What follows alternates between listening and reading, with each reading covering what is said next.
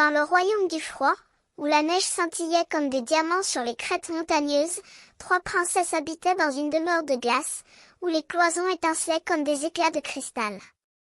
Elles portaient à leur tête des diadèmes qui brillaient comme les étoiles nocturnes, et leurs robes étaient confectionnées de fins flocons de neige qui leur donnaient une apparence de créatures divines.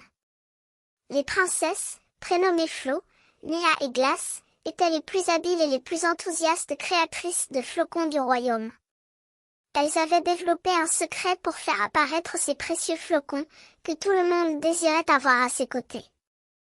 Mais, malheureusement, leur stock de diadèmes était épuisé, et elles ne savaient pas comment en obtenir de nouveaux.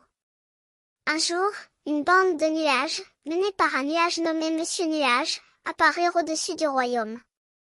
Ils étaient venus apporter de l'aide aux princesses, mais également pour demander de l'aide en échange. Les princesses, ravies de cette opportunité, proposèrent de prêter leur diadème à Monsieur Nuage et à ses compagnons, qui pourraient ainsi créer des flocons pour les enfants du royaume. Les princesses et les nuages se mirent d'accord, et les flocons apparurent en abondance. Les enfants du royaume se réjouirent de ces merveilleux présents, et les princesses purent remercier Monsieur Nuage et ses compagnons de leur aide. Mais, lorsque les nuages s'apprêtèrent à partir, les princesses se sentirent tristes et perplexes.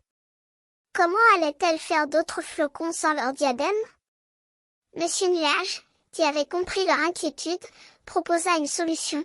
Il pourrait garder les diadèmes des princesses et les utiliser pour créer d'autres flocons. Les princesses acceptèrent, et les nuages partirent, laissant derrière eux une traîne de flocons scintillants. Les princesses purent ainsi créer de nouvelles merveilles, grâce à la générosité de Monsieur Nuage et de ses compagnons. Et ainsi, la légende des princesses du froid et des nuages créateurs de flocons fut écrite dans les annales du royaume.